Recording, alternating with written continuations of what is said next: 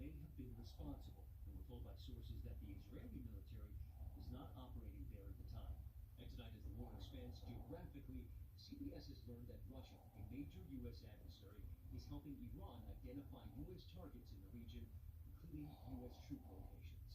It clearly is not making a difference with respect to the military operations in Iran because we are completely decimating them. That is, overnight, one of two missile strikes aimed at a major U.S. airbase in Kuwait was successfully intercepted. Though Israel says it has destroyed up to 80% of Iran's missile capacity, missiles continue to blaze toward Tel Aviv overnight, but noticeably fewer. The sirens just happened here. You can see this woman and her daughter running to a shelter. Streets are empty here, but this is only the second sirens in the past 20 hours. Decreasing drone and missile attacks from Iran have enabled charter flights carrying Americans to trickle back to the U.S. Some Democrats have blasted the administration for its chaotic handling of Americans stuck in the conflict zone. It's clear that this administration had just been making itself as Criticism in the Persian Gulf. A Dubai billionaire asking the president on X, did you calculate the collateral damage before pulling the trigger?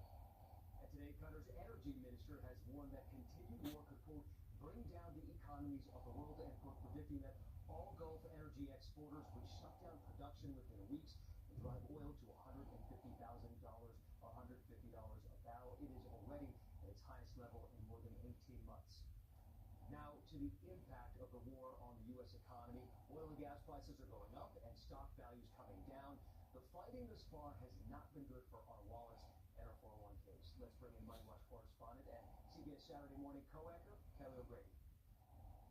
Well, today marked another tough day for Wall Street, with the Dow off by about 450 points. Two things drove the volatility: oil and jobs. Let's start with energy. U.S. crude surged again, jumping over 12% to top $91 per barrel. That's the biggest one-day gain since 2020. Now, the spike followed President Trump's comments the conflict in Iran would continue until there's unconditional surrender. That has traders worried the energy supply crunch could drag on. Drivers are already feeling it. The national average for gas is now $3.32 a gallon, up 44 cents in just 1 week. And as oil prices march towards $100 a barrel, fears are growing we could eventually return to record $5 gas. Now, rising energy prices could also cause a ripple through the economy. For example, jet fuel prices could impact airfare, and transport costs could affect groceries. All of this, though, will depend on the scale and length of the conflict. Now to the jobs front. The February report showed the U.S. economy lost 92,000 jobs, while the unemployment rate rose to 4.4%. A big part was due to bad weather and a healthcare strike, but 3